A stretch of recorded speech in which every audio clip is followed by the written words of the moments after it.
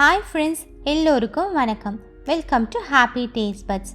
இன்றைக்கி நாம் happy taste பட்ஸில் chapati, phulka, தோசைக்கெல்லாம் ஒரு நல்ல காம்பினேஷனாக இருக்கக்கூடிய பீர்க்கங்காய் கிரேவி எப்படி செய்யுதுன்ட்டு பார்க்கலாம் வாங்க. இன்றைக்கி 1/2 kg பீர்க்கங்காய் எடுத்திருக்கேன், ரிட்ஜ் கார்டு. இதை நல்லா வாஷ் பண்ணிவிட்டு நான் ஆல்ரெடி கொஞ்சம் பாதி கட் பண்ணி வச்சுருக்கேன். ஸோ இது உங்களுக்கு எப்படி எடுக்கணுன்றது காமிக்கிறேன். ஸ்டார்ட் பண்ணும்போது இதை லேசாக இந்த இடத்த எடுத்து டேஸ்ட் பண்ணி பாருங்கள். சம்டைம்ஸ் கசக்கும், ஸோ அதை நம்ம யூஸ் பண்ண முடியாது. ஸோ எப்பயுமே டேஸ்ட் பண்ணிவிட்டு குக் பண்ண ஸ்டார்ட் பண்ணுங்கள். இதை ஒரு ஸ்கின் பீலர் வச்சு ரொம்ப டீப்பாக கட் பண்ணிங்க அப்படின்னா இந்த ஃப்ளஷ் எல்லாமே போயிடும். ஸோ இந்த அளவுக்கு இதோட ஸ்கின்னை பீல் பண்ணி எடுத்துக்கோங்க. இந்த முள்ளெல்லாம் ஆனால் கண்டிப்பாக எடுத்துடணும். இந்த முள்ளாக இருக்கிற எட்ஜஸை கண்டிப்பாக எடுத்துடணும். இந்த அளவுக்கு இதை ஸ்கின்னை பீல் பண்ணி எடுத்துக்கோங்க. எடுத்துகிட்டு இதை நம்ம கட் பண்ணி எடுத்துக்கலாம் சின்ன சின்னதாக. ரொம்ப சின்னதாக கட் பண்ணாதீங்க, இது குக் பண்ணும்போது நல்லா சுருங்கிடும்.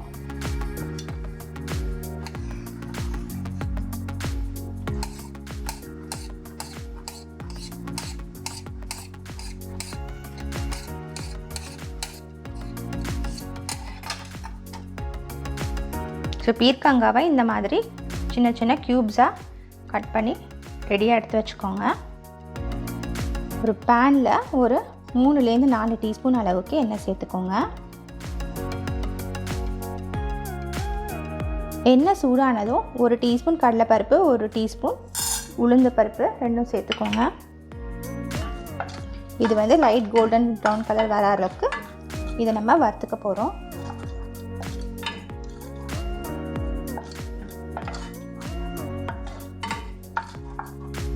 இது கூடவே ஒரு 1/2 டீஸ்பூன் சீரகம், 1/2 டீஸ்பூன் கடுகு சேர்க்குறேன்.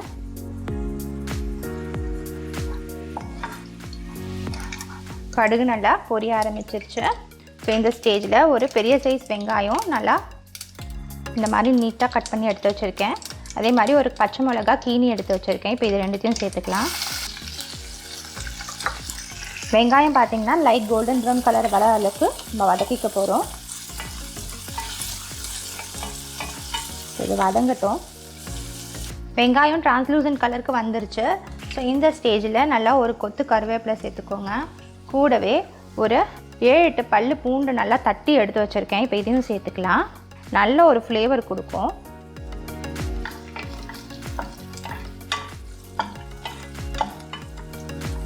ரெண்டுத்தையும் சேர்த்து லேசாக வதக்கி விட்டுக்கோங்க.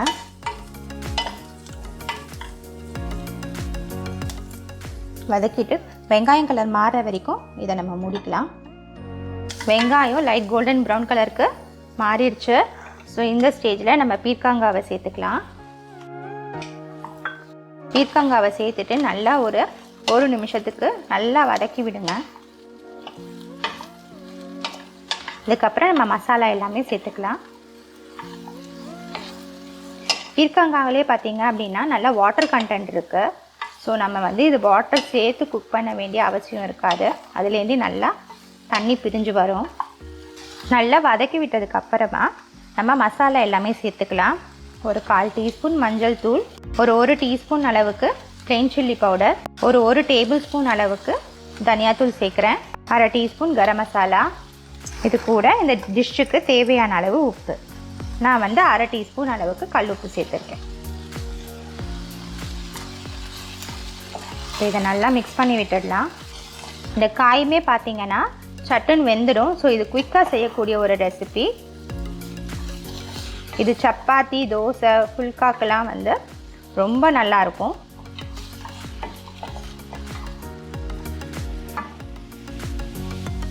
நல்லா மிக்ஸ் பண்ணி விட்டுட்டு ஒரு 2 டேபிள் ஸ்பூன் அளவுக்கு நான் தண்ணி சேர்க்குறேன்.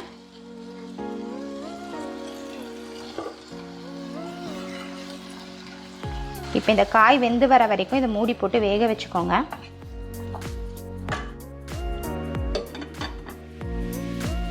இப்போ திறந்து பார்க்கலாம். காய் நல்லா வெந்துருச்சா அப்படின்னு செக் பண்ணிக்கோங்க. காய் நல்லா வெந்துட்டு மசாலாவோட ராஸ்மெல் எல்லாமே போயிடுச்சான்ட்டு செக் பண்ணிக்கோங்க. ராஸ்மெல் போனதுக்கப்புறமா ஒரு 1/2 கப்பு காய்ச்சி ஆற வச்ச பால் சேர்த்துக்கோங்க. இந்த காய்ச்ச ஆற வச்ச பால் சேர்த்துட்டு கண்டினியூஸாக ஒரு ஃபியூ செகண்ட்ஸ்க்கு ஸ்டிர் பண்ணிக்கோங்க. ஸோ தட் அது வந்து மசாலாவோடு சேரும்போது திரியாக அதாவது கர்டில் ஆகாமல் இருக்கும். ஸோ இந்த மாதிரி ஃபியூ செகண்ட்ஸ் நல்லா கலந்து விட்டுட்டு இது ஒரு கொதி வரட்டும்.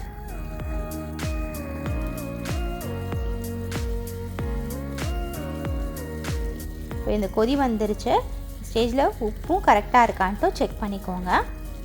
ஸோ இதை மூடி போட்டு ஒரு 1 to 2 minutes நம்ம கொதிக்க வச்சுக்கலாம் டு அச்சீவ் த கன்சிஸ்டன்சி. ஒரு 2 minutesக்கு அப்புறம் பார்த்தீங்க அப்படின்னா இந்த மசாலா நல்லாமே கொதிச்சு உங்களுக்கு எண்ணெய் பிரிஞ்சு மேலே வந்துருச்சு. அவ்வளவுதான், கிரேவி ரெடி ஆகிடுச்சு. நம்ம கார்னிஷிங்க்கு நல்லா ஃப்ரெஷ்ஷாக கட் பண்ணி வச்ச கொத்தமல்லி சேர்த்துக்கோங்க. கிரேவி கன்சிஸ்டன்சி கரெக்டாக அச்சீவ் ஆனதுக்கப்புறமா ஃப்ளேமை ஸ்விட்ச் ஆஃப் பண்ணிக்கோங்க.